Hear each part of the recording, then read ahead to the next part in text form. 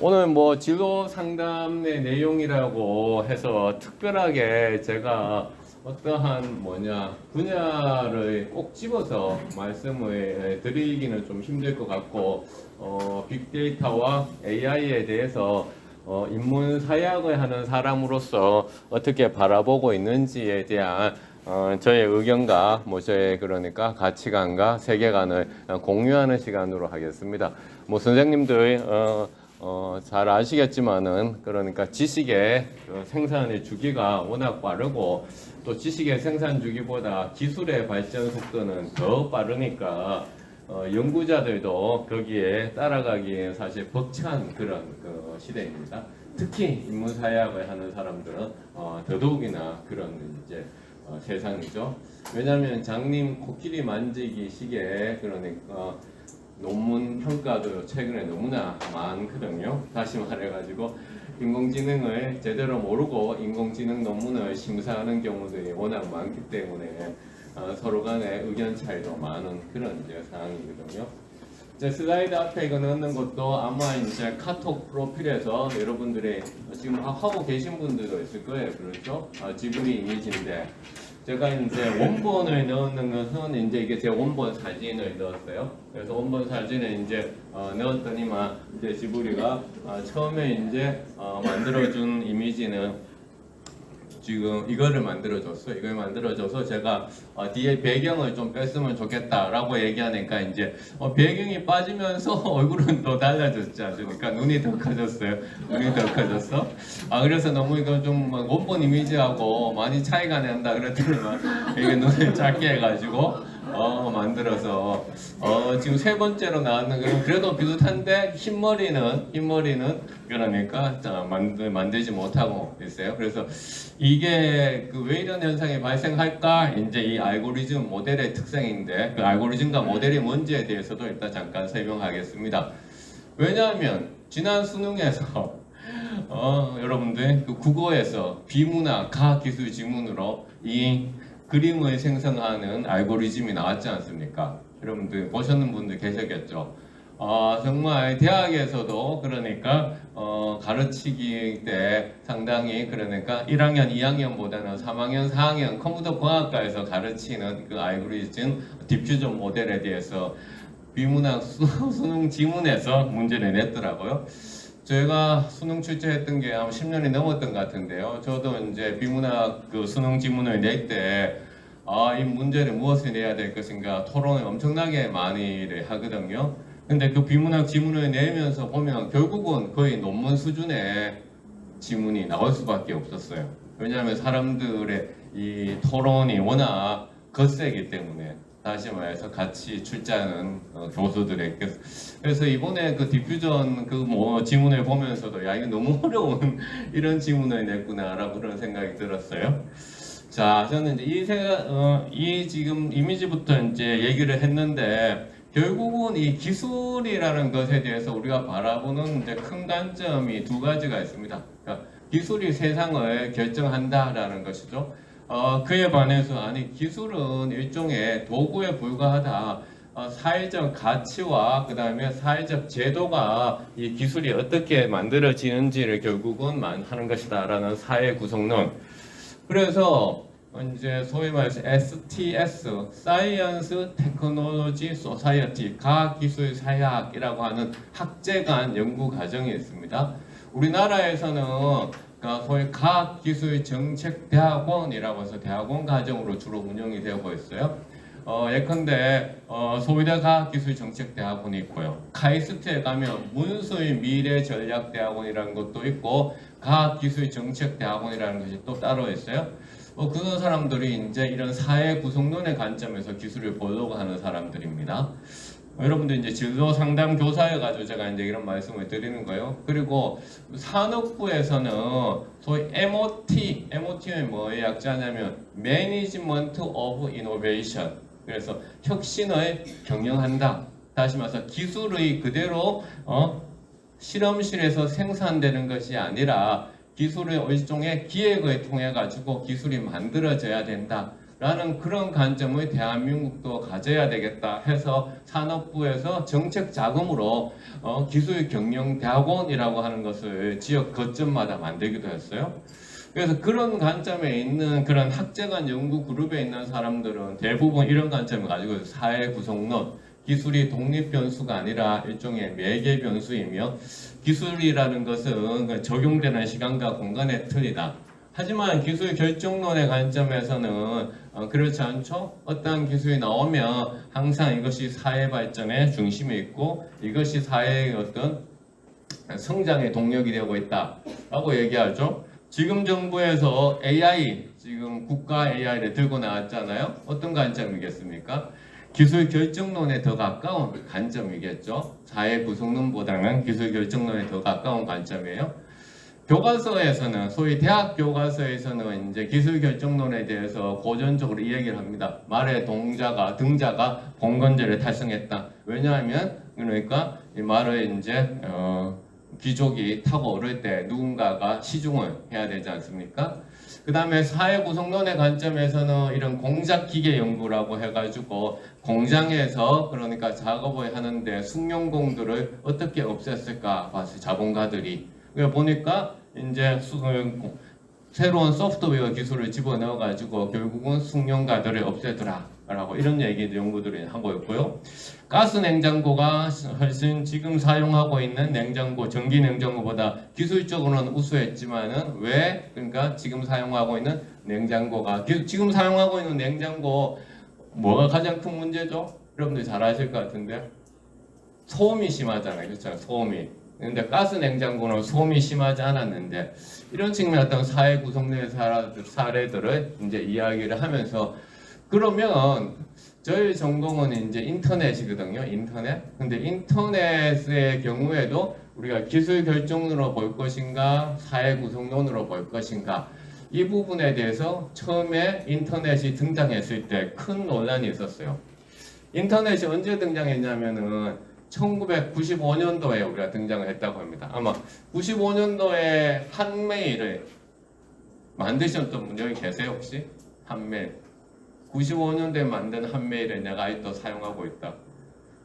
아무도 안 계세요? 저 연배로 보면 있으실 것 같은데 연배로 보면 있으실 것 같은데 왜요? 저 95년도에 한메일이 처음 나왔고요. 구글이 98년도에 처음 나왔어요.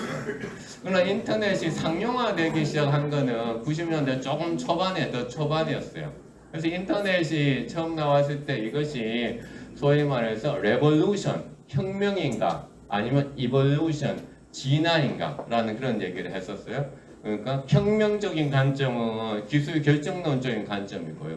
이볼루션, 진화론적인 관점은 사회 구성론의 관점에 더 가까운 거죠.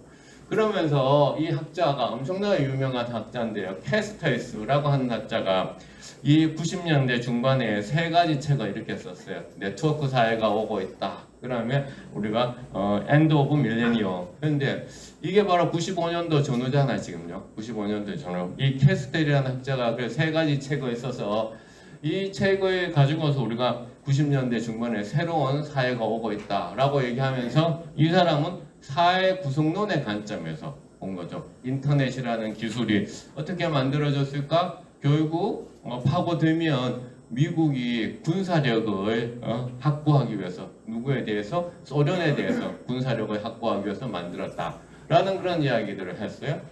그랬더니 인터넷이 다시 한번 더 90년대 중반에 나왔던 이 인터넷이 모멘텀을 가지게 되었죠. 어떤 모멘텀을 가졌을까요? 빅데이터라고 하는 용어와 함께 모멘텀을 가지게 됐어요. 그러면 95년도로 따진다면 빅데이터라는 용어가 옥스퍼드 영어 사전에 등재된 건 언제였냐면 2013년도였어요. 2013년도. 20년 정도가 지났지 않습니까? 이 책이 2013년도에 나왔어요. 빅데이터라는 제목으로. 이분이 이제 옥스퍼드에 저와 같이 있던 시기는 아니지만 옥스퍼드 인터넷 연구소에 이제 방문 연구원으로 있으면서 이제 2013년 썼는데 제가 옥스퍼드에 있을 때는 2009년도에 있었어요. 근데 그때 우리는 빅데이터라는 용어를 사용하지는 않았어요. 우리는 무슨 용어를 했냐면 이 인터넷의 세상에서 기존의 홈페이지의 세상이 아닌 새로운 세상이 온다. 그 세상은 뭘까? 기존의 홈페이지의 세상은 정보를 올리는 사람이 정해져 있잖아요. 그런데 이 정보를 올리는 사람이 정해져 있지 않고 누구나 정보를 올리고 데이터를 생산하는 그런 세상이 올 것이다. 그래서 데이터가 엄청나게 넘쳐나게 될 것이다. 그래서 우리는 데이터 우주 혹은 데이터 기반한 새로운 네트워크 세상이 온다라는 그런 용어를 썼어요. 그랬는데 2010년을 전후해서 신문지상, 뉴스에서 산업, 기업을 하는 사람들이 빅데이터라는 용어를 만들어낸 거예요. 그러면서 이 빅데이터라는 용어가 바로 여기 옥스퍼드 영어사전에 2013년도에 이제 등재를 했고, 이 책이 그 무렵에 나오게 되고, 한국어로도 번역이 되고, 그러면서 이제 20년 후에 우리는 그런 빅데이터의 이제 세상이 이제 됐어요. 그럼 가장 큰 차이점은 무엇일까? 소위 말해서 데이터라고 하는 것이 특정한 누군가가 만드는 것이 아니라 여러 사람들이 막 이제 생산을 한다라는 거죠. 그래서 이제 제가 오늘 빅데이터 얘기를 하고 그 다음에 이제 인공지능 얘기를 하고 이렇게 이제 말씀을 이제 드리려고 해요. 왜냐하면 인공지능이라고 하는 것은 결국은 데이터를 먹고 사는 거기 때문에 그 다음에 데이터를 먹고서 그 재료를 바탕으로 해서 요리하는 일종의 레시피 같은 게 이제 인공지능이거든요. 그래서 이제 빅데이터라고 하는 것은 여러 가지 출처에서 가지고 있어요. 특히나 뭐 여러분들이 여기 앉아 계실 때도 지금 신호들이 계속 이제 나가고 있잖아요. 그런 신호들을 통해서도 가져올 수 있는 거고. 가장 이 빅데이터를 잘 쓰고 있는 회사가 어떤 회사일까 봐면 지금 넷플릭스가 가장 잘 쓰죠. 왜냐하면 넷플릭스 외장 여러분들이 어떤 프로그램을 시청했는지를 다 알고 있어요. 제가 이제 오늘 폴란드에 이제 바르샤바에 갔다가 그 다음 목적지가 이제 그단스크라고 하는 것이었거든요. 그단스크가라는 곳은 어떤 곳이냐면은 폴란드의 바웬사 대통령 들어보셨죠? 바웬사 대통령이 공산주의에서 그 다음에 민주화를 가면서 그단스크의 조선소 노조위원장이었는데 첫 번째 이제 대통령이 됐잖아요. 공산주의에서 민주화로 가면서. 그래서 이제 그단스크에서 이제 학회를 하고서 그래서 그단스크의 공항 이름도 이제 바웬사 에어포트인데요. 제가 이제 다시 바르샤바로 돌아와가지고 이제 바르샤바 공항 이름은 쇼팽 에어포트고요. 쇼팽의 고향이 이제 바르샤바니까. 그래서 돌아오는 그단스크에서 쇼팽 공항으로 돌아오는 비행기에서 제 옆자리에 있는 친구하고 그냥 항상 여행의 즐거움은 옆자리에 있는 모르는 사람하고 이야기를 하는 거잖아요. 이 친구한테 어디에 가냐 그랬더니 자기는 최종 목적지가 터키라고 얘기하더라고요. 왜 나는 최종 목적지가 한국이다. 그랬더니 갑자기 넷플릭스 얘기를 하더라고요. 넷플릭스에서 가장 최근에 재미있게 봤는 게 자기는 이병헌이 나오는 고라고 하더라고요. 고. 이병헌이 나온 고 바둑 경기 승부 보셨죠?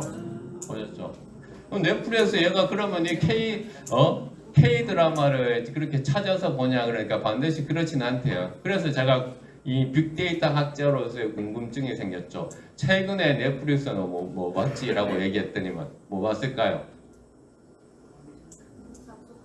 아니 옥수사 쏘아서 보지는 않았죠. 이병헌이 나오는 거울을 봤으니 오징어 게임을 본 거죠. 오징어 게임을 자기가 너무 재밌게 봤대. 시리즈 1도 안 본 상황이었어. 다시 그래서 시리즈 1을 다시 찾아서 보고 시리즈 2를 보고. 그러니까 넷플릭스가 어떤 걸 추천하겠어요? 바로 이병헌이 나왔는 고를 자동으로 추천을 하는 거죠. 그러니까 넷플릭스는 여러분들이 그러니까 보고 있는 프로그램들을 다 이제 일일이 보고서 추천을 하는데 장르만을 추천하는 게 아니에요. 기존에 우리가 여러분들이 대학교 다닐 때 봤던 통계 수업이라든가 이런 수업에서는 어떻게 하냐면 혹은 사회과학 수업에서는 남자 여자 성별을 나눠요. 그 다음에 연령을 나눠요. 그 다음에 경제적 수준을 나눠가지고 각장의 소위 말해서 타겟팅을 하죠. 근데 넷플릭스는 그렇게 하지 않습니다. 여름에 받는 프로그램의 장르는 기본으로 보는 것이고요. 누가 출연했는지를 봅니다. 누가 출연했는지. 해당 출연자들을 바탕으로 해가지고 그 출연자가 나왔던 또 다른 프로그램들을 만들죠. 어떻게 만들까요? 그게 바로 이제 알고리즘 하는 거죠. 넷플릭스가 그거를 너무나 잘해서 이렇게 지금 전 세계를 지배하고 있고 이외에도 뭐 도시계획이라든가 의료 분야, 유통, 커머스 워낙 뭐 다 하고 있는 여러 사례들이 많지만 오늘 뭐 그런 사례들이 다. 그런데 그러면 주로 상담 분야에 계시니까 그럼 어떤 친구들이 이런 빅데이터 분야에 가야 될까요? 어떤 친구들이 가야 될까요? 빅데이터는 크게 세 가지 분야가 있어요. 하드웨어를 잘 다루는 시스템을 하는 사람들. 그럼 컴퓨터 공학과 가야 되겠죠? 수학적 계산을 잘하는 사람들이 있어요. 그런 사람들 어때 수학이라든가 통계학과에 가야 되겠죠? 근데 제가 이런 빅데이터 강의를 언제부터 했을까요? 그러니까 빅데이터 용어가 옥스포드에 등장했다고 하니까 세상이 엄청 시끄러워져 가지고 이 강의를 했는 지가 10년이 이제 넘었는데 항상 강의를 하고 나면 특정 기업을 운영하시는 분들이 저한테 상담을 합니다. 뭐라고 상담하냐? 우리가 빅데이터 팀을 만들어놨는데 아무런 성과가 없다는 거야. 그래서 제가 뭘 물어보냐면 전공이 어떻게 됩니까? 라고 물어봅니다. 그럼 뭐라고 하냐면 빅데이터 팀을 우리가 4명을 만들었는데 한 명은 컴퓨터 사이언스고 한 명은 수학 통계학이고 한 명은 총무 보는 친구고 한 명은 관리하는 친구다. 그래서 제가 이렇게 얘기하죠. 그러면 인간의 파악을 해야 되는데 사람을 파악하는 사람은 왜 거기 없습니까? 라고 얘기하는 거예요. 그러니까 빅데이터라고 하는 것은 시스템의 복잡성, 계산의 복잡성, 마지막이 뭐냐면 해석의 복잡성이죠. 지금 벌거벗은 임금님 이제 벌건 사진이 있잖아요. 이 벌거벗은 임금님 보고 사람들이 벌거벗었다라고 얘기하지 않죠. 뭐라고 얘기해? 옷을 입었다고 얘기합니다. 왜? 인간이 가지고 있는 두려움과 그 절대 권력에 대한 두려움. 하지만 누군가는 땅에 구멍을 파고서 벌거벗었다고 얘기했잖아요. 인간이 그렇게 하는 그런 심도 이해하고 그 구멍에서 그러한 정보를 얘기했는 사람 그 정보도 찾아낼 수 있는 그런 그 사람들도 같이 뽑아야 된다라고 얘기하는데 그런 사람을 안 뽑으니까 성과가 없다는 거예요. 성과. 그러니까 당연히 성과가 없죠. 공무원들도 마찬가지고. 그렇죠? 자, 이게 빅데이터 이게 과학동화 2012년 4월호거든요. 아까 2013년도에 옥스퍼드 사전에 등재됐다고 말씀드렸잖아요. 근데 2012년 4월 달에 과학동화가 우리 신문방송학과인데 가방끈이 가장 긴 기자들이에요. 다 석사 박사들이에요. 여기에 과학동화에서 2012 세상을 바꾼 빅데이터 5에서 이렇게 나옵니다. 경북 경산에 위치한 박한우 영남대 교수의 연구실에는 구석구석 컴퓨터가 숨어있다. 이 사람이 우리 연구실까지 온 거였어요.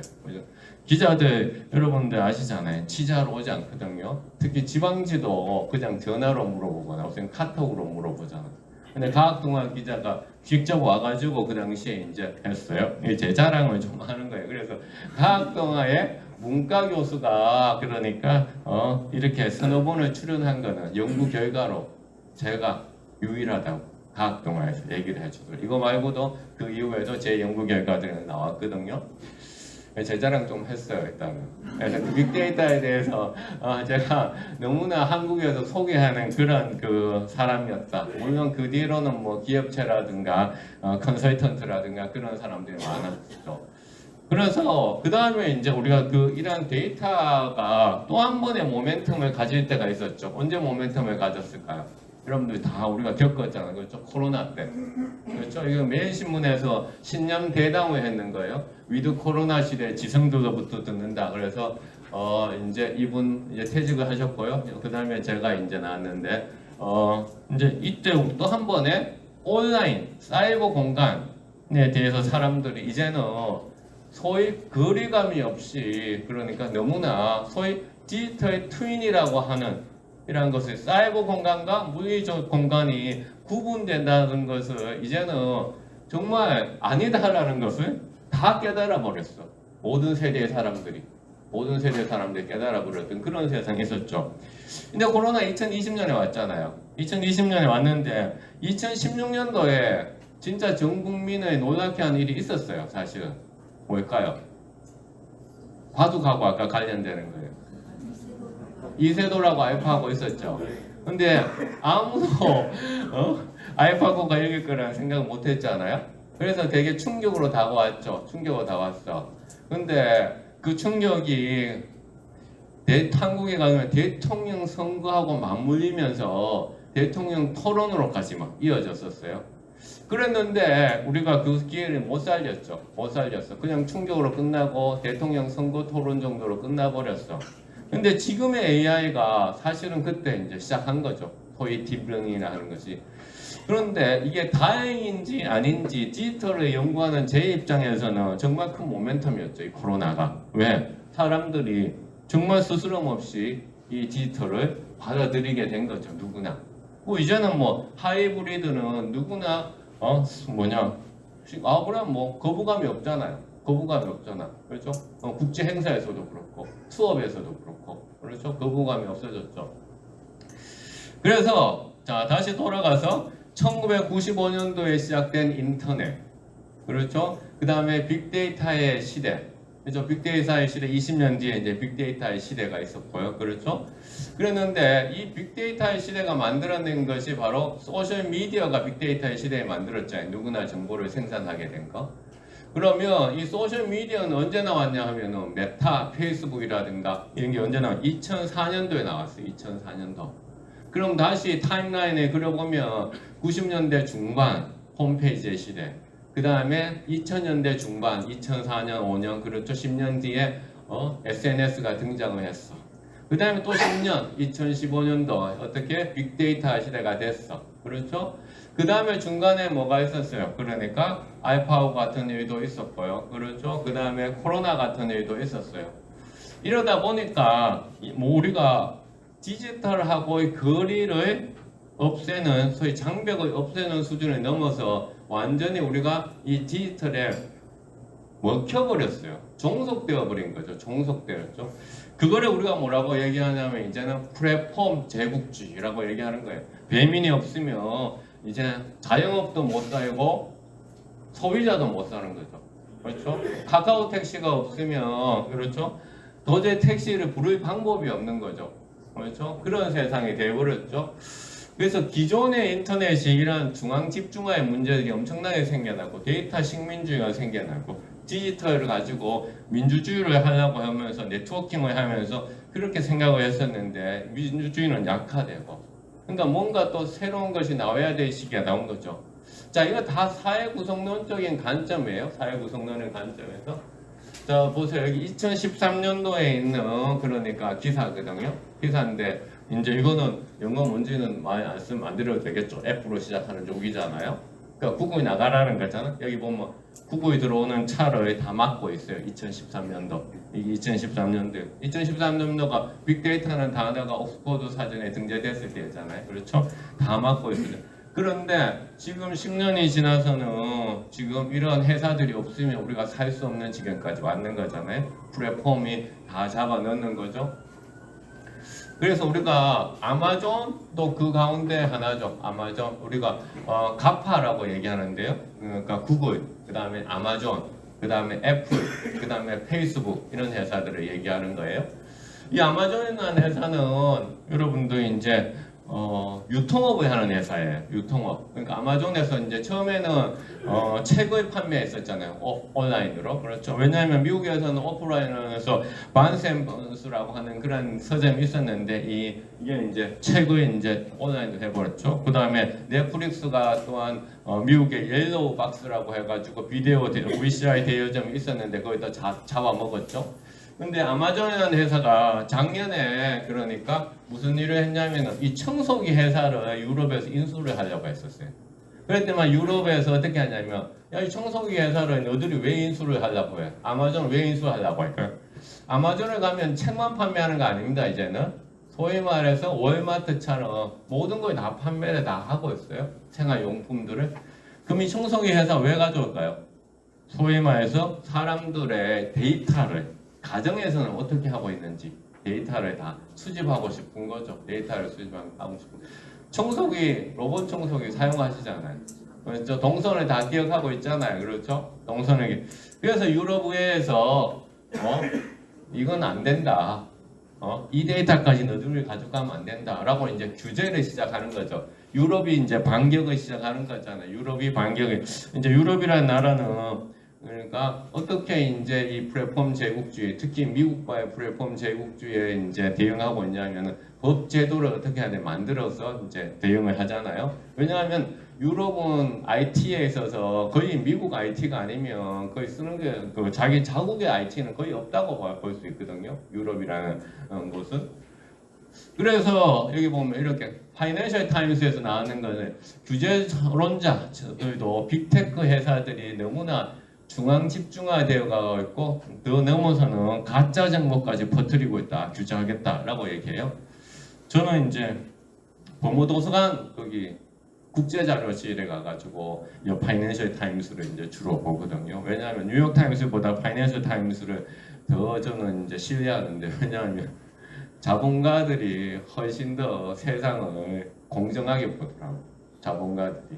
뉴욕타임스는 프레임이 있거든요. 뉴욕타임스는 프레임이 있어요. 근데 파이낸셜 타임스는 그러니까 프레임은 자본가의 프레임인데 이 자본가의 프레임이 그러니까 더 맞더라고 보니까. 그래서 이제 파이낸셜 타임스로 이제 그 법무도서관 국제자료실에서 가서 보는데 이제 이제는 정부에서도 이제 이런 빅테크 회사들을 이제 더 이상 못 봐주겠다 이거죠. 우리 정부가 아니라 전체적인 전 세계적인 추세가 그렇다라는 거예요.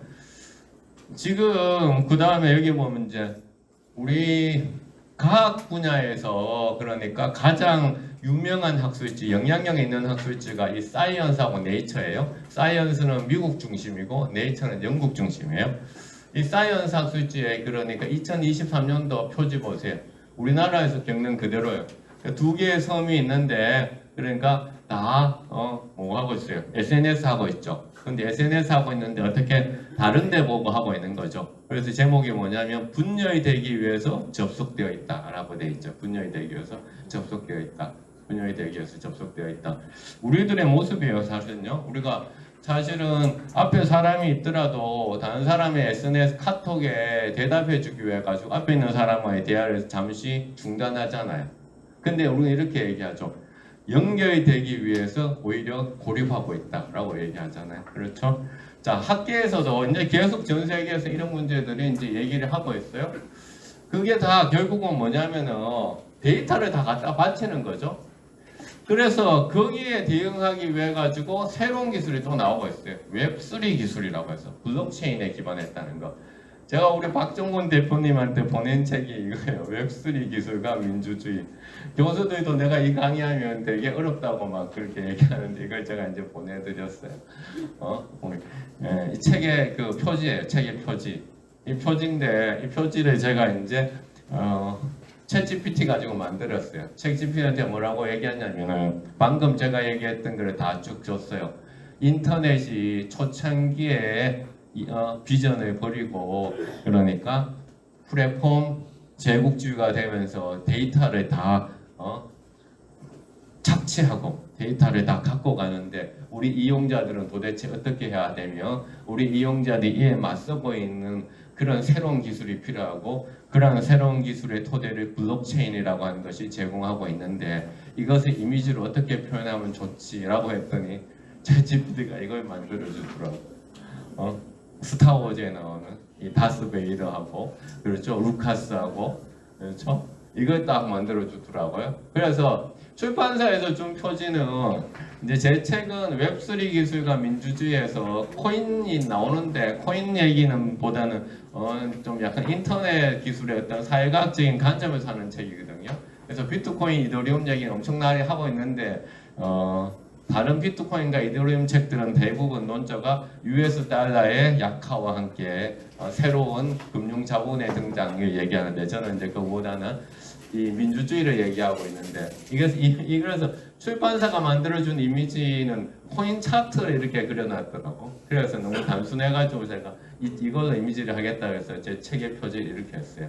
그래서 새로운 기술이 아님에도 불구하고 최소한의 인터넷의 구조를 바꿀 수 있지 않겠냐. 그러니까 인터넷 구조를 바꾼다는 얘기는 사람들이 사용하는 패턴을 좀 이제 우리가 보호할 수 있지 않겠냐라는 거죠.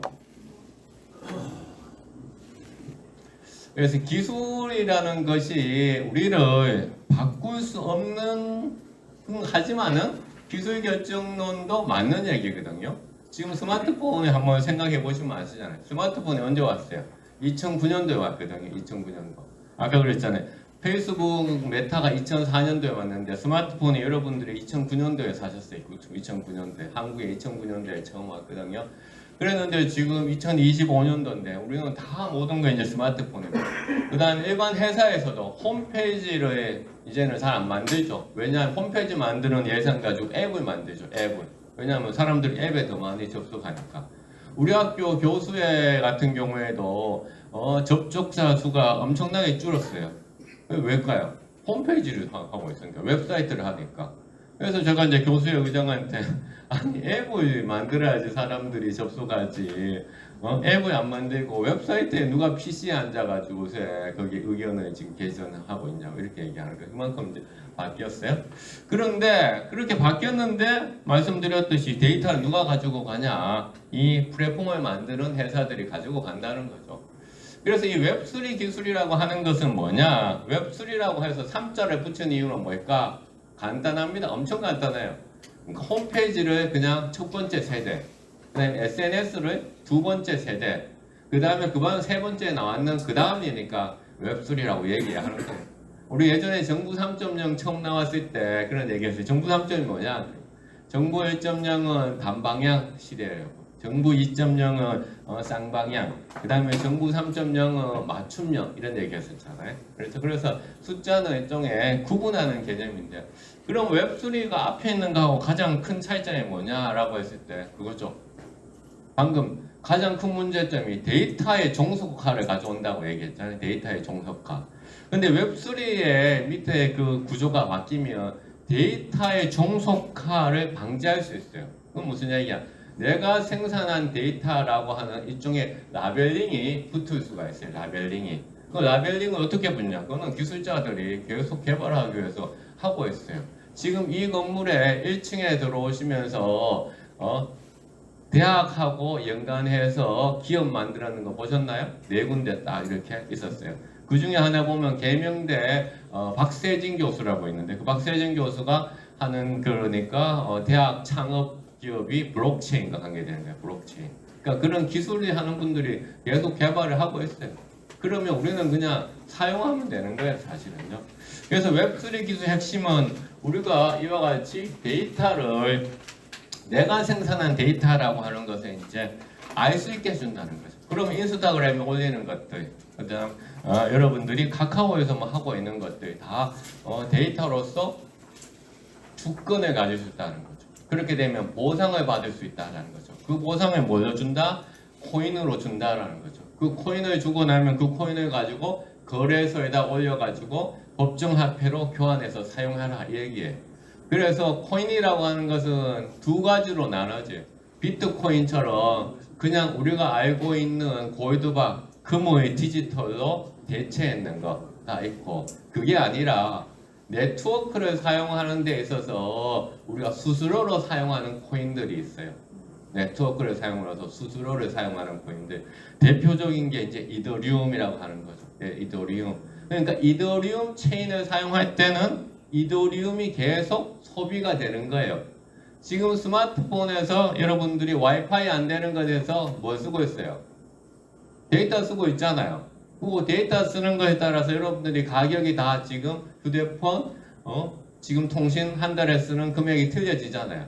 근데 그 사람들이 아직까지 이런 블록체인을 쓰지 않고 있는 거예요. 근데 블록체인을 쓰게 되면 그 통신료가 더 비싸지겠죠. 비싸지겠죠. 그런데 더 보안이 더 높아지겠죠. 그런 측면이다 라고 생각해요. 그게 이제 웹3 기술이다 라는 거예요. 그래서 이 웹3 기술에도 이와 같은 이제 AI들이 이제 들어가고 있어요. 그래서 AI하고 웹3가 만난다라고 말씀을 드리면 될 것 같아요. 그래서 이제 AI도 보면 여기 나와 있고요. 그 다음 인프라가 나와 있고요. 그 다음에 지금 세상을 엄청나게 떠들썩게 하고 있는 스테이블 코인이라는 게 있죠. 스테이블 코인 들어보셨죠? 스테이블 코인. 스테이블 코인이라고 하는 것은 쉽게 말하면 그러니까 블록체인이라고 하는 지금 이 블록체인이라고 하는 그 체인 위에서 우리가 거래할 수 있는 디지털의 돈이에요. 그게 이제 스테이블 코인이에요. 그런데 왜 스테이블이라고 하는 단어를 썼을까? 그 코인이 우리 1달러하고 딱 맞게 맞춰놨기 때문에, 혹은 우리 이제 1달러로 맞춰놨는 그런 코인이 아니라 한국 돈하고 1,000원하고 맞춰놨는 코인을 만들겠다라고 이제 대통령이 얘기하는 거죠. 그러면 지금 우리가 토스뱅크에서, 카카오뱅크에서 쓰는 거하고 어떻게 차이 날까요? 그거는 블록체인이 아니에요. 온체인이 아니에요. 온체인. 그냥 인터넷 그 네트워크 기술이에요. 그러니까 그 기술 자체가 바뀐다라는 거예요. 그러면 어떻게 장점이 있을까라고 말씀드리죠. 어떻게 하는데, 우리가 지역화폐를 받았잖아요. 코로나 때. 그런데 스크린 골프장에서는 못 쓰게 했어요. 이해하시죠? 왜냐하면 그러니까 일종의 사치한 그런 건데, 생존을 위해서 줬는데, 그러면 스테이블 코인은 블록체인 위에 있으면 우리가 스마트 컨트랙트라고 하는 그러한 기술적인 알고리즘을 집어넣습니다. 그러면 아예 결제가 안 되도록 애초부터 설계가 된다는 거예요. 그 다음에 여러분들이 또한 소비했는 것들, 데이터들도 안전하게 보존이 또 될 수 있다는 거죠. 그런 측면이다라는 거죠. 그래서 이제 이 스테이블 코인을 요새 얘기를 또 계속 엄청나게 많이 하고 있어요. 더 궁금한 거 있으시면 제가 또 대답을 하겠습니다. 자, 그런데 이 데이터의 종속도 문제였는데, 더 문제가 또 뭐였냐 하면은, 데이터의 종속도 문제, 더 문제가 뭐였냐면은, 이 데이터를 가지고 요리를 만들었어요. 그게 뭐냐, 인공지능이잖아요. 인공지능 서비스. 근데 이 인공지능 서비스가 사람을 차별하는 거야. 세상을 다르게 보는 거야. 조선일보, 중앙일보, 동아일보 한쪽 편에 있다고 얘기해요. 한겨레, 경향신문, 오마이뉴스, MBC 한쪽 편에 있다고 얘기해요. 서로 다른 진영인 것처럼. 이 AI도 보니까 메타에서 만드는 AI하고 그 다음에 오픈 AI에서 만드는 AI, 챗 GPT하고 세상을 다르게 본다는 거예요. 메타에서 만드는 AI는 그러니까 우파적인데, 챗 GPT에서 만드는 AI는 좌파적인 그런 대답들을 한다는 거예요. 그러니까 이 연구 결과를 보면 왜 그럴까요? 왜? 그러니까 사용하는 데이터가 달랐겠죠. 그러니까 우파적인 데이터를 집어넣고 좌파적인 데이터를 집어넣겠죠. 그래서 정치적인 논란에 휘말리는 거죠. 마치 우리가 SNS를 사용하면서 사람들이 그러니까 분열되기 위해 가지고 연결되는 것처럼, 그렇죠? 우리가 공정하다고 생각했던 인공지능도 서비스마다 이러한 차이를 보이더라라는 거죠. 이것은 여러 가지 이제 이유에서 있어요. 데이터가 입력했는 데이터가 틀릴 수도 있고, 그렇죠? 그 다음에 그 알고리즘을 만드는 과정에서의 오류일 수도 있어요. 자, 그 다음에 지금 그래서 이 부분을 넘어가서 제가 뒤에 분을 먼저 얘기를 하겠습니다. 자, 왜 이런 일이 발생할까? 자, 이것도 이제 문과 수준에서지만 우리가 이해를 해야 되는데요. 과거에 우리가 쓰던 소프트웨어, 전통적인 프로그래밍이라고 하는 거예요. 이거는 데이터하고 프로그램, 그 다음에 여기 계산대 있잖아요. 컴퓨테이션. 그럼 여기 계산되는 소프트웨어에 주어진 거대로 아웃풋이 딱 나와버립니다. 아웃풋이. 집어넣으면 아웃풋이 딱 나와. 그러니까 소위 말해서 정확성을 중요시 여긴 거예요. 정확성. 그래서 여기 컴퓨테이션 자르는 수학으로 계산해 놓으면 아웃풋이 딱 나와. 이게 전통적인 게 전통적인 거. 근데 여기 보세요. 여기 있던 아웃풋이란 단어가 여기 들어있어요. 여기 있습니다. 여기. 지금 여기 이제 AI가 하는 거거든요. 기계학습이라고 하는 거예요. 아웃풋. 데이터도 넣는데 내가 원하는 아웃풋도 여기다 같이 넣는 거예요. 지금 저기 있던 아웃풋이 여기 있어요. 아웃풋도 같이 넣어요. 우리가 흔히 거 이걸 학습시켰다라고 얘기하는 아웃풋. 알파고한테 아주 우수한 바둑 기사들이 했던 그 족보, 기보 있잖아요. 기보를 학습시킨 거죠.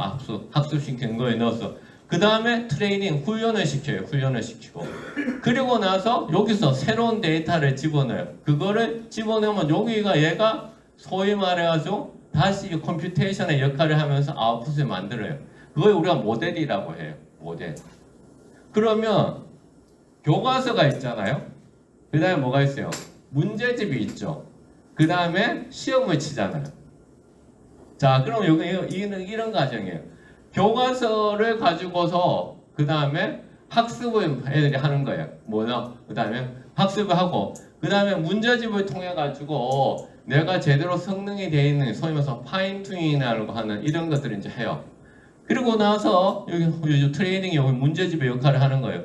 그리고 나가지고 여기 데이터를 집어넣으면 그때 아웃풋이 나오는데 요 위하고 가장 큰 차이점은 여기서 무슨 일이 벌어지는지 수학적으로 알고리즘을 짜놨지만은 그 알고리즘을 짜놓은 대로 반드시 똑같이 정확하게 나올 것이다 라고 하는 것이 없다는 거예요. 그래서 할 때마다 조금씩 다르게 나타난다는 거예요. 자, 이게 전통적인 거하고 이 머신러닝의 AI하고 이제 달라지는 거죠. 그러니 지금 자, 여기 볼까요? 이런 현상이 발생했어. 이런 현상이 발생했어. 이런 현상이 발생했는데 여기에 대해서 뭐라고 대답했을까요? 지금 뒤에 갈까요? 뒤에 가면 이렇대요. MIT 테크놀로지 리뷰에서 나왔는데 그 개발자와 그 회사들이 뭐라고 했냐면은 소프트웨어가 이런 일이 발생할 때 우리가 뭐라고 해요? 버그라고 얘기해. 버그. 그런데 자기들은 버그라는 거 이게 버그. 그러니까 특징이 아니라는 거예요. 특징이 아니라. 그러니까 특징이라고 하는 것은 계속 그런 패턴이 재생산되는 거잖아요. 그런 패턴이 재생산되는 것이 아니라 이거는 버그니까 이게 좌파 우파 너들 이렇게 얘기하는 거 다 너들이 하는 주장이다 라고 이제 얘기하는 거예요. 주장이다 이렇게 얘기하는 거예요. 일종의 버그다. 특징이 아니다 라고 얘기하는 거예요. 그러니까 누가 맞는 것인지 그렇죠? 애매하지 않나요? 자, 그래서 원래 한번 보세요. 내가 내 여행을 취소했어요. 그래서 내가 내 티켓을 환불받기를 원합니다. 있죠? 맞잖아요? 그랬는데 이것을 분석하는 것에 이제 기존의 우리 모델들은 요 단어들을 가져옵니다. 명사 단어들. cancel, trip, ticket, refund. 그런데 이거가 알파고 이전에 하던 우리가 분석하는 방법이었어요. 그리고 알파고 이후에 이거 보세요. 이걸 이제 이해하기 시작한 거예요. 당신이 내 여행을 취소시킨 거죠. 여행사가 어떠한 이유에서든 간에. 그래서 나는 그 티켓이 리펀드 되기를 원하는 거잖아요.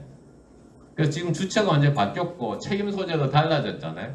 그런데 기존의 방식에서는 똑같이 빨간색 명사를 끌고 오면 이해가 안 되잖아. 똑같은 내용이잖아. 똑같은 내용.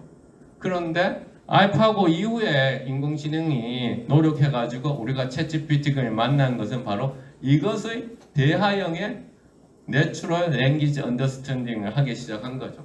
왜? 방금 보셨던 이와 같은 기술들이 발전을 하면서 그렇게 됐다라는 거죠.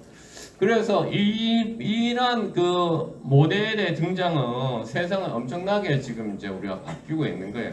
그런데 문제는 여전히 이 모델을 만드는 거에 있어 가지고 누가 만들었지만 이것을 검증하고 이것이 틀렸다 맞았다를 할 수 있는 소위 말해서 해석할 수 있는 사람들은 지금 엄청나게 부족합니다. 부족해요. 그래서 앞서 얘기했잖아요. 빅데이터가 시스템의 복잡성, 계산의 복잡성, 해석의 복잡성 얘기했는데 해석이 맞는지 틀린지 잘 몰라요.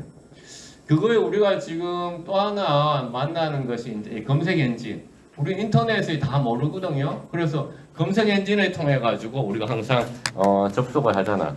그런데 자, 이제는 AI 통해 가지고 여러분들도 이제 검색을 많이 하잖아요. 검색을 AI 특히 뭐 퍼플렉스시라든가 엔스로픽이라든가 이런 것을 통해서 많이 하는데 이제 그러면 다 구글이 다 망하고 네이버가 다 망하고 그렇죠? 이렇게 될까요? 근데 이 사람들 뭐라고 얘기하냐면은 사람들이 구글에서 AI 검색했을 때 AI 브리핑해서 그 위에 먼저 나옵니다. 그 다음에 네이버에 검색하면 네이버도 AI 브리핑 해가지고 상단에 먼저 나오죠. 근데 그래서 자기들도 AI 도입했다라고 얘기해요. 그렇죠? 근데 이거보다 더 자기들이 강하게 얘기하는 건 뭐냐면은 우리는 사람이 있다라고 얘기해요. 뭔가 있어요? 그러니까 네이버는 카페가 있고 네이버는 거기에 가면 사람들이 그렇죠 남겨놓은 블로그 글들이 있잖아요. 그렇죠. 그래서 이 AI가 대체 못하는 영역, 사람들의 경험 기반의 이런 커뮤니티가 있다라고 이제 얘기하는 거예요. 자, 그래서 이런 데이터가 있기 때문에 검색 엔진은 AI한테 지지 않을 거다라고 얘기합니다. 여러분들은 어떻게 생각하는지 모르겠어요. 그러니까 지금 그럼에도 불구하고 지금 구글에서 이런 챗GPT라든가 퍼플렉서티 같은 경우는 특히나 국내에 많이 이제 돌아왔죠. 왜냐하면 SK텔레콤 쓰는 사람들은 SK텔레콤에서 퍼플렉서티의 무료로 심어주고 있거든요. 그래서 지금 많이 이제 그 트래픽이 구글 네이버에서 AI로 가곤 있어요. 그러나 이 사람들은 이제 이 얘기해요. 결국은 자기들이 다 이길 거다. 왜냐하면 사람들이 어떤 검색 경험 기반 커뮤니티가 있고 이 데이터가 있다. 다시 말해서 해석할 수 있는 힘이 있다라고 얘기한다는 거죠. 그 다음에 이 경험을 가지고서 결국은 사람들이 여기에 머무르게 된다라는 거죠. 왜? 결국 사람들은 관계지향적이다는 거예요. 관계지향적이어서 여기에 하는 것이 정보만에 의해서 여기에 오는 것은 아니다라고 얘기한다는 거죠.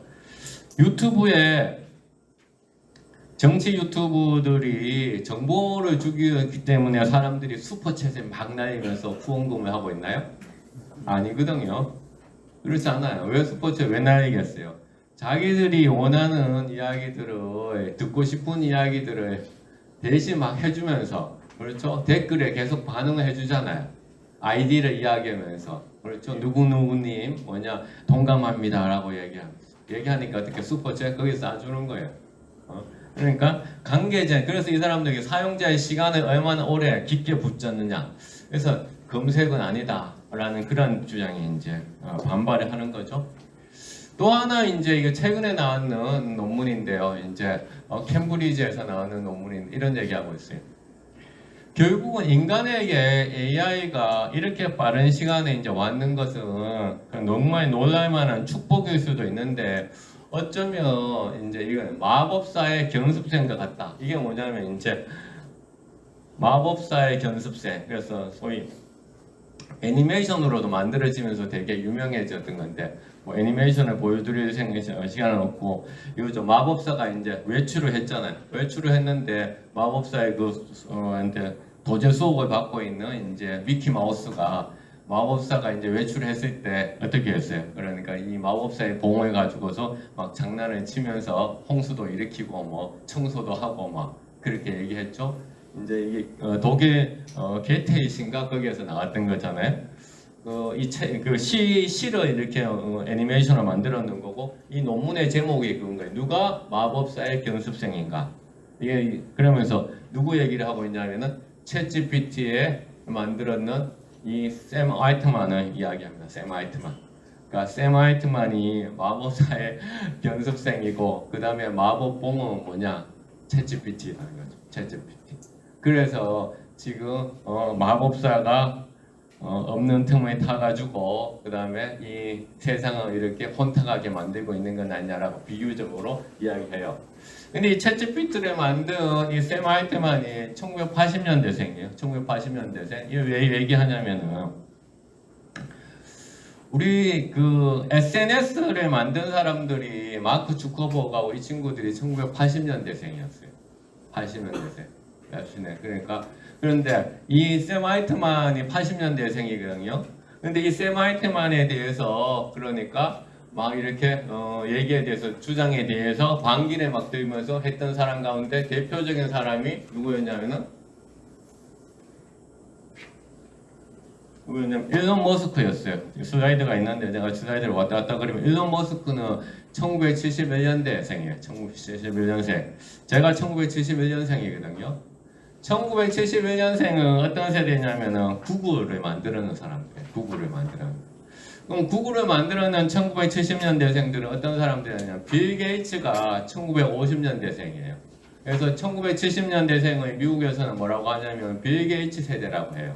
그냥 컴퓨터, PC를 그러니까 청소년기에 접하면서 아주 디지털에 대해서 가까워졌다라고 얘기해요.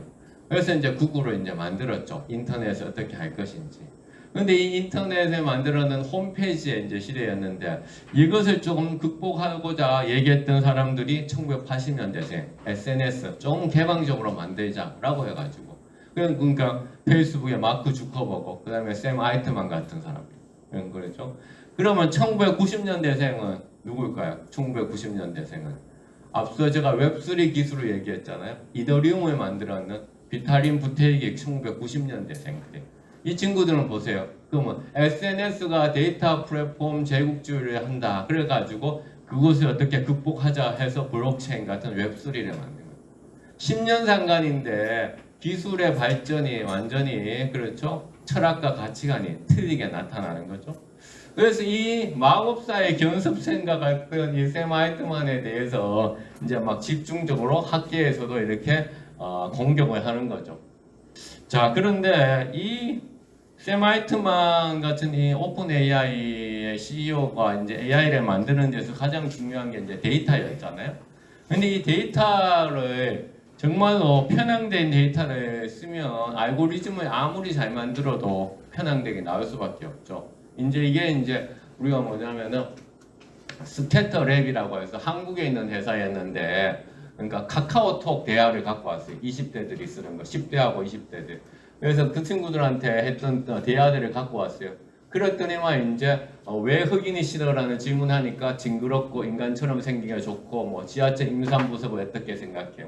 이런 일이 발생을 했죠. 그래서 이게 조선일보 1면에 나왔어요. 1면에. 그래서 제가 그때 인터뷰를 했던 거였거든요.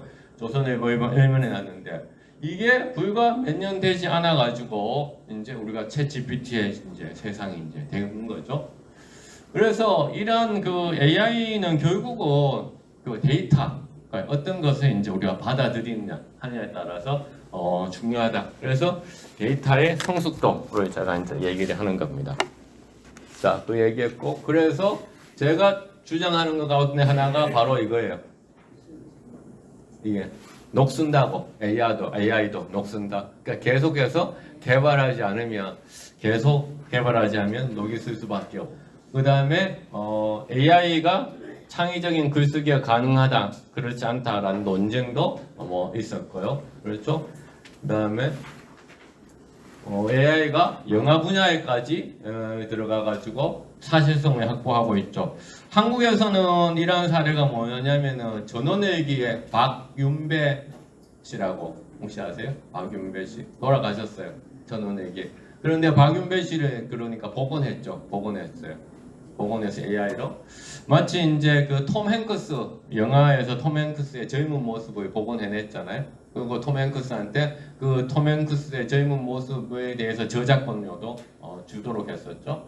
그 다음에 송혜 우리 전국 노래자랑 송혜 씨도 복원을 했잖아요. 복원을 해서 이제 했고 그래서 영화에서도 이렇게 사실성을 이제 확보하면 되고 있죠. 그 다음에 아까 스캐터랩에 만들었던 그거 지금 이렇게 지금 플레이스토어에서 다운로드 받아가지고 사용해 보시면 아주 잘 작동 이제 하고 있어요. 초창기에 흑인에 대해서 징그럽다고 얘기했다든가 그런 이제 AI는 없어졌어요. 지금 되게 잘 작동을 하고 있습니다.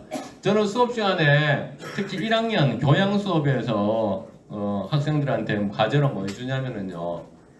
이런 AI들한테 네가 요구해야 돼. 네가 AI들한테 네가 평소에 할 수 없는 말들을 하고 그 다음에 어떻게 반응하는지를 적어오라고 합니다.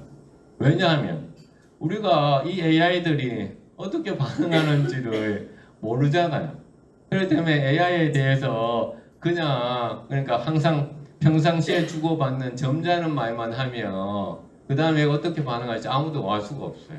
그래서 그렇게 자꾸 여러 가지의 것들을 입력해서 나오는 것들을 정리를 해가지고 반응을 가져오라고 합니다. 왜냐하면 최근에 엔트로픽이라는 회사에서 개발자가 이런 실험을 했잖아요. 내가 곧 최근 버전의 모델로 교체하려고 해 라고 얘기를 했어요. 그랬더니만 사용하고 있는 모델이 뭐라고 얘기했어요. 내가 너에 대해서 알고 있는 사생활 정보, 불륜이라고 하는 사생활 정보를 폭로할 거야 라고 반응했죠. 그래가지고 그게 뉴스로 나왔습니다. 그렇죠? 그러니까 그런 일이 벌어졌어요. 자, 아까 톰 행크스 얘기했고 그 젊은 모습에 대해서 이제 주기로 했고 그다음에 스칼렛 요한슨 이 오픈 AI가 GPT-4의 그 읽어주기 기능 사용하고 계신지 모르겠는데 GPT 쓰면 저는 읽어주기 기능을 가장 많이 쓰고 있어요. 읽어주는 거. 자기 목소리 넣는다고 했을 때 반대했는데도 자기 목소리 넣었잖아요. 그래서 이거 내 목소리 아니냐고 하니까 바로 이제 샘 알트만이 바꾸었죠. 다른 목소리로. 그렇죠? 그래서 샘 알트만이 아까 마법사의 견습생이라고 자꾸 비유로 이제 했던 거죠. 마법사가 없으니까 얘가 무슨 일을 하는지 모르겠다라고 얘기했고, 그 다음에 AI 투일이 예술가의 직업까지 빼앗겨갔다. 그래서 이미지 제너레이팅한 AI가 어떻게 직업을 줄이는 거. 아까 제가 말씀드렸잖아. 파이낸스 타임스를 보면 공정하다고 이런 데이터들이 확실하게 딱딱 나옵니다. 그 다음에 인공지능이 그러니까 진주귀걸이를 한 소녀 그것도 여러 가지 형태로 다 만들어내는 거 여러분들도 잘 아시고 제가 이건 인터뷰를 참 챗GPT 초창기 모델에 나오고 나서 했던 같은 건데요. 결국은 인공지능 빅데이터 활용에 인권과 그래서 공정성을 지켜야 된다라고 인터뷰를 이제 했었고요. 그 다음에 일론 머스크 아까 샘 알트만이 했는 거에 대해서 일론 머스크 이렇게 했죠. 챗GPT가 엄청나게 무섭지만은 두렵지만은 좋은 것이 될 것이다. 그 일종의 칭찬도 아니고 스케일이 굿이라고 얘기했잖아. 그렇죠?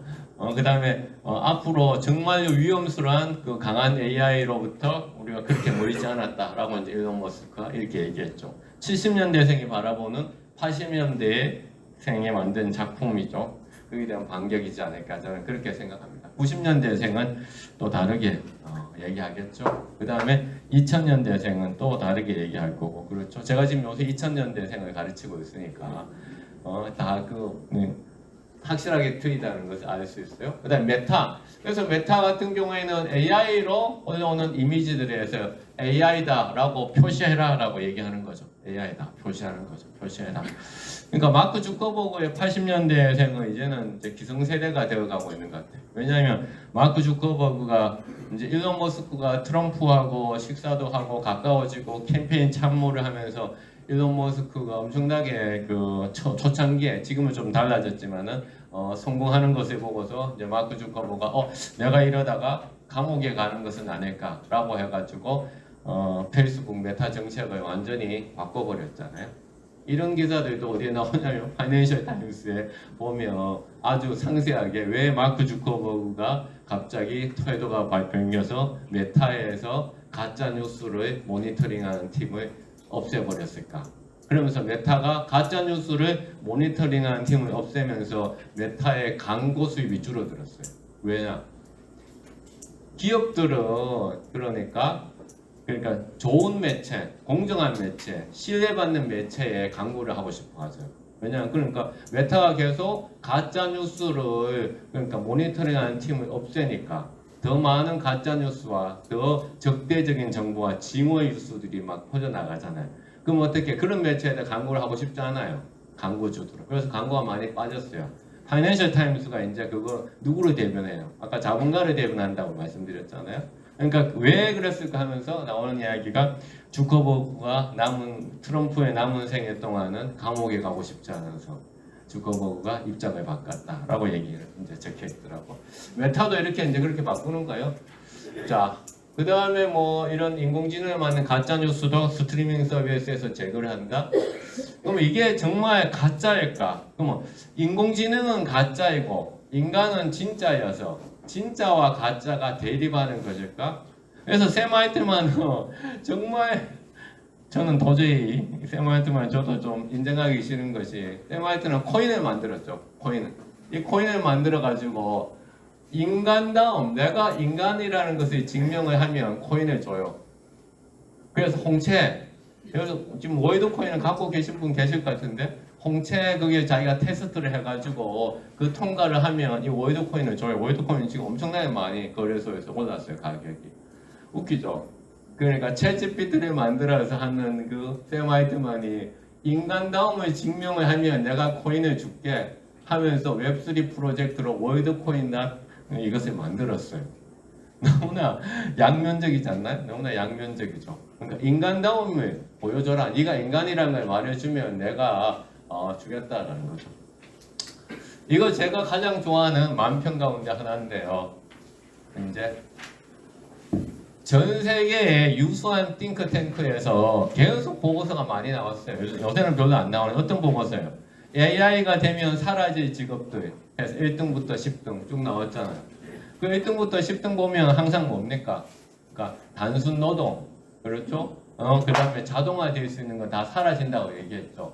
그 다음에 사라지지 않는 것은 창의적인 것들, 뭐 교수, 그 다음에 의사 이런 건 사라지지 않는다라고 얘기했어요. 이 만평은 뭐냐면은 회사의 주주가 자기가 이제 대주주인 회사에 이제 방문해서 사무실을 방문을 했더니 막 다 로봇으로 바뀌어져 있어. 그래 너무 기분이 좋은 거야. 이제 인건비 다 줄이고 자동화가 다 했잖아. 지능화가 됐잖아. 자동화를 넘어서 지능화가 됐어. 그랬는데 이 만평에 사는 이야기가 있어. 이 사람이 한 명 딱 있어. 그러니까 얘는 왜 안 잘랐어? 그렇죠. 로봇으로 왜 대체하지 않았어? 라고 얘기했어. 근데 뭐 하는 애야? 그래서 얘가 총무 파트에 회계하는 사람이. 앞서 뭐라고 말씀드렸어요. 사라지는 직업 1순위가 뭐예요? 단순한 총무 회계. 그렇죠? 사라져야 되는데 얘 안 자르고 있어. 이 만평에 뭐라고 적혔습니까? 우리는 여전히 젠킨이 필요하다. 이 친구 이름이 젠킨이죠. 왜? 우리 세금들을 잘 치팅해야 되기 때문에.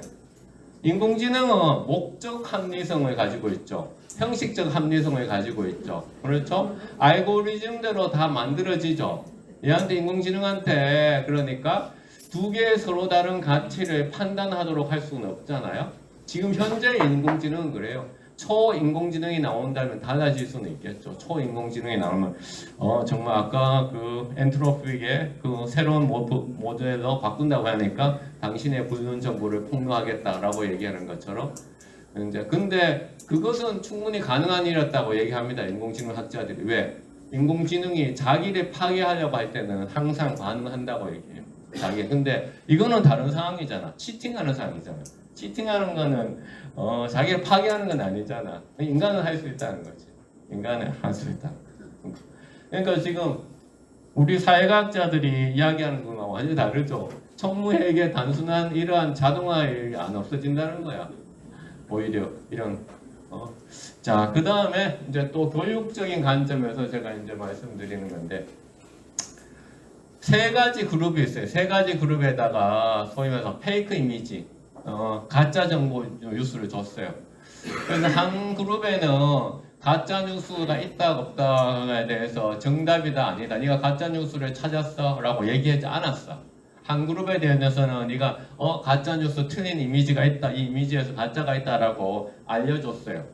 또 한 그룹에서는 이거는 왜 가짜 정보였는지 뉴스인지에 대해서 피드백을 주고 설명을 해줬어요. 소위 말해서 교육을 한 거죠. 교육. 정답만 가르쳐 준 게 아니라 교육을 했어. 그래서 했더니만 첫 번째 그룹, 그 다음에 두 번째, 그 다음에 정답이다 아니다라고 피드백 제공을 했는 그룹, 그 다음에 교육을 했는 그룹, 세 번째 그룹, 그렇죠? 그래서 정답이냐 아니냐 두 번째 그룹, 그 다음에 교육했는 그룹 두 개 그룹 모두가 정답조차를 주지 않았는 그런 통제 집단보다는 확실히 사람들이 가짜 뉴스가 뭔지를 파악하는 데 있어서는 개선이 됐다는 거죠. 특히 교육했는 그룹에서는 더욱더 개선 효과가 일어난다는 거죠. 그건 뭐다? 가짜 뉴스다 아니다. 왜 이게 가짜 뉴스인지에 대해서 학교에서 가르치는 것은 확실하게 가짜 뉴스를 찾을 수 있는데 도움이 된다라는 걸 얘기하는 거죠. 자, 그럼 AI 시대인데 앞서 월드코인 샘 화이트만 얘기했어요. 왜 그 얘기했냐 하면은 AI가 가짜이고 인간이 진짜일까? 그런 관점이 지금 존재합니다. 왜냐하면 여기 보세요.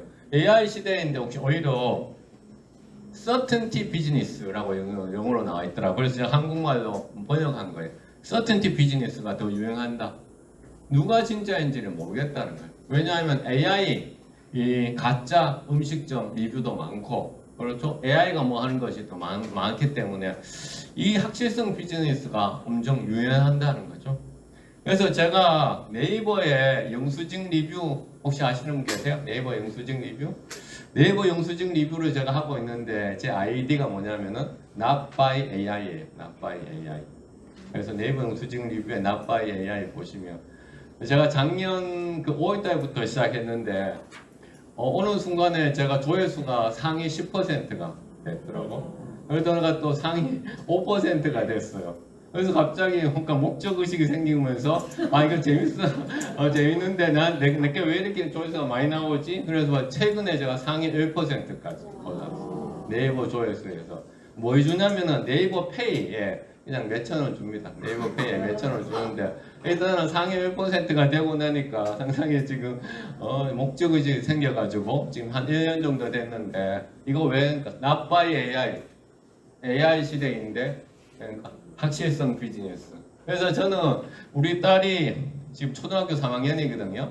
우리 딸이 아빠는 음식점에 가가지고 예쁜 음식 사진을 찍는 게 아니라 밥을 다 먹고 나면 찍는다는 거예요. 내가 왜 그런 사진을 왜 찍느냐면은 not by AI의 그 정체성을 확보하기 위해 가지고 그러니까 예쁜 그런 음식 사진을 찍는 것이 아니라 막 먹던 사진도 찍고 그렇죠 막 숟가락 이상하게 놔주는 거 이런 것들 사진 찍어서 일부러 올립니다. 제 아이디가 not by AI니까 그래가지고 확실성 그런가 이런 AI 시대인데 오히려 그러니까 우리가 망각하는 것이 기억하는 것보다 더 어렵기도 해요. 그래서 셀프 트래킹 사업들이 계속 만들어지죠. 그래서 여러분들이 구글의 안드로이드 폰에 구글의 위치 그 추적 기능을 켜놓으면 내가 도보로 얼마만큼 걸었는지 버스를 얼마 탔는지 다 나오죠. 한 달에 한 번씩 구글이 메일을 보내줘요. 그러니까 그러면 내가 여행을 어디 했는지 다 알려줘. 셀프 트래킹 하는 거죠. 그럼 결국 플랫폼하고 공존하는 거야. 그럼 데이터 식민주의가 초래하죠. 제가 앞서 데이터 식민주의를 배격한다 그랬는데 왜 이렇게 플랫폼하고 공존하고 있을까? 저는 관점이 뒤에 것도 얘기할 이거예요. 저는 인공지능은 가짜고 그 다음에 인간은 진짜라는 관점이 아니에요. 저는 인공지능과 인간이 같이 가야 된다라고 하는 포스트 휴먼의 관점이에요. 그래서 우리 집에서도 만날 의견이 대립해요. 왜냐하면 아시다시피 지금 디지털 그러니까 교과서. 근데 우리 애 그러니까 애 엄마는 디지털 교과서에 엄청 반대하거든요. 왜 반대하느냐 그러니까 애가 콤파스를 가지고서 그러니까 이 원을 그릴 줄 알아야 되는데 이 디지털 교과서를 하니까 모든 것이 다 디지털로 지금 되어가고 있잖아요. 그럼 또 제가 그런 얘기하죠. 그러니까 서예를 잘하는 사람이 좋은 글자체를 그러니까 개발하는 것은 아니다. 이 세상에 적응을 해야 된다. 그래서 디지털 교과서를 우리가 완전히 막아서는 안 된다라고 이제 저는 그렇게 주장하는 편이에요. 그래서 저는 이런 관점, 이런 대립적인 관점이 아니라 이런 포스트 휴먼이 살아남을 거라고 생각하는 거죠. 왜 그럴까요? 왜 그럴까? 인공지능과 함께 우리는 그러니까 예전에는 보다 훨씬 더 그러니까 존재론적이든 인류적이든 많이 발전했어요. 근데 실제로 이것이 갑자기 온 게 아니에요. 여러분들 집에 PC가 있고 그 다음에 랩탑이 있고 그 다음에 태블릿이 있고 그 다음에 스마트폰이 있으면 어떤 디바이스에서 기기에서 내가 훨씬 더 생산성이 높더라라는 것을 경험했을 거예요. 아마도 나는 PC에서 할 때는 잘 안 되는데 태블릿에서 하면 이북을 더 잘 읽을 수 있어. 나는 그러니까 PC에서는 이거는 도저히 인터넷 뱅킹은 안 돼. 나는 스마트폰으로 인터넷 뱅킹을 해야 되겠어. 예전부터 우리는 그런 관점을 가지고 있었어요. 그러니까 도구로 느끼지 않고 사회적 행위자로서 느껴왔어요, 사실은요. 그런데 인공지능과 함께 이게 더욱더 강화된 거죠. 기능적 측면이 아니라 존재론적도 그렇고 인류형도 그렇고 폰 없으면 나 아닌 것 같은 거죠. 인류형은 어떻게 전화기에다가 또 다른 나를 부여하는 거죠. 그러니까 스티커 사진처럼 부여를 하는 거예요.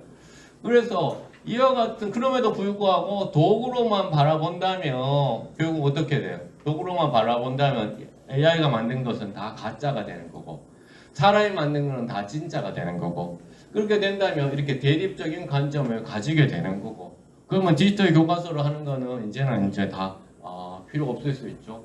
그러면 그 관점이 틀렸냐? 그렇진 않아요. 여러분들 1950년대생의 대표 주자가 그러니까 빌 게이츠 말고 또 누가 있어요? 아이폰을 만든 스티브 잡스가 그 얘기합니다.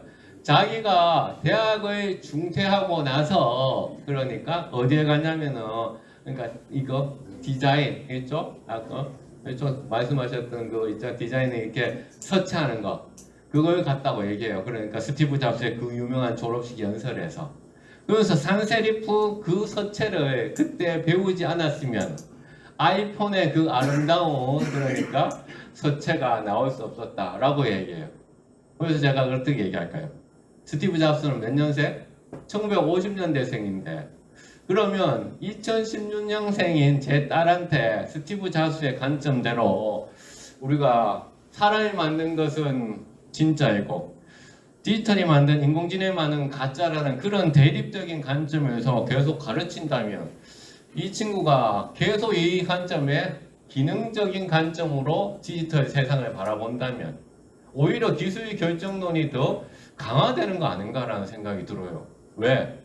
이 존재론적 인류형의 이 관점으로 얘가 살아가지 않으면 그러니까 오히려 이 인공지능을 이길 수 있을까라는 생각이 이제 드는 거죠. 그래서 이제 우리 좀 계속 대립을 하는 거예요.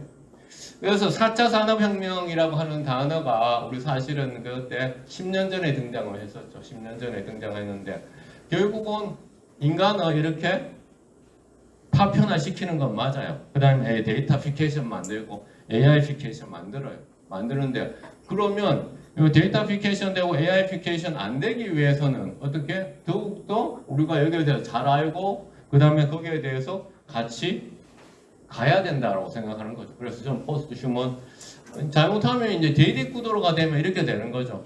대립구도가 이제 뉴요커에 나왔던 거 이거 10년 전에 뉴요커에 나왔던 거 10년 전에 뉴요커에 나왔던 거예요. 60년 전에 이렇게 나온 거죠.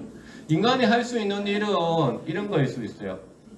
어떤 거냐면은 내가 지금 상담하고 있는 상담하고 있는 대상이 사람이 아니다 AI다 라는 것을 반드시 공급자가 고지해야 할 의무를 법제도적으로 만드는 거 우리는 할 수 있어요. 근데 그것도 지금 안 하고 있어요. 지금 여러분들 고객 상담 전화라든가 전화하시잖아요. AI가 받잖아. 그럼 이 전화는 그러니까 사람 응대원이 아니라 AI가 하고 있다는 그 고지 방송 듣고 있습니까? 안 듣고 있잖아요. 근데 미국에서는 캘리포니아에서 그렇게 얘기한 거야. 야, 인간이 최소한은 내가 상대하는 것이 로봇이 아니라 그렇죠? 인간이라 아니면 내가 상대하는 것이 바로 로봇이라는 것을 고지받을 권리가 있다라고 해서 캘리포니아 주법으로 만들었어요. 그러니까 제가 생각하는 것은 이런 것을 우리가 사회적으로 만들어야 되는 것이지 이 대립하는 관점을 해야 되느냐라는 것은 저는 이제 다르다는 거죠. 그게 바로 사회적 구성론이고 인간 중심 설계다라는 거죠. 그 다음에 웹3 기술에서는 앞서 얘기한 토큰 이 교육도 받아야죠. 왜냐하면 스테이블 코인이 되는데 뉴스에 계속 나오고 있는데 스테이블 코인이 뭔지 이런 토큰 리터러시도 모르면 아무것도 안 되는 거죠 지금. 그 다음에 사회적 대응 방안 나와 있고요. 뭐 이 부분들은 뭐 참고하시라고 지도 상담 선생님들이어가지고 제가 이제 했는데 앞에서 다 얘기했던 겁니다. 다시 말해서 빅데이터를 전공한다고 해서 반드시 컴퓨터공학과, 그 다음에 수학과, 통계학과가 아니라 사람을 중요시 여기는데 또 가야 된다. 그래서 요새 빅데이터 뭐 분석사라든가 경영사 같은 이런 것들도 있고 제 수업도 있고 제가 이번 학기에 있는 수업이 뭐냐면은 인포그래픽스거든요. 인포그래픽스인데 미대 학생들이 한두 명씩 등록합니다. 그래가지고 왜 이게 디자인 수업인 줄 알고서 내가 디자인 수업이 아니다라는 디자인은 왜냐하면 예쁘게 만드는 거지 그러니까 뉴스에 그러니까 가치가 아니라 우리는 뉴스를 가르치는 건데 그렇게 이제 안 온 거죠. 뒷부분들은 그렇게 보시면 될 것 같습니다.